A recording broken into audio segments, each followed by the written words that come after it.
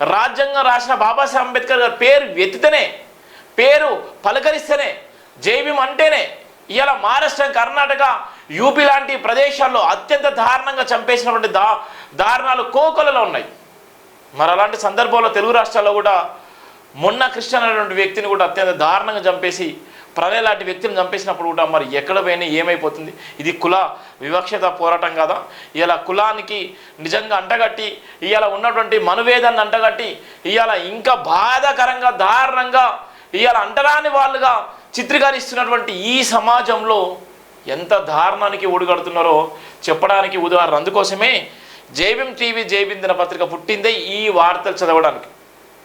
జైభీం దినపత్రిక, జైభీం టీవీ బాబాసాహెబ్ అంబేద్కర్ గారి ఆలోచనల విధానంలో భాగంగానే ఇది పుట్టింది. చాలామంది కమర్షియల్ వార్తలు చదువు శివ అంటారు. కమర్షియల్ వార్తలు చదువు, నీ కోట్ల రూపాయలు. నాకు కమర్షియల్ వార్తలు చదువుకున్నప్పుడు కోట్ల రూపాయలు నాకు అవసరం లేదు.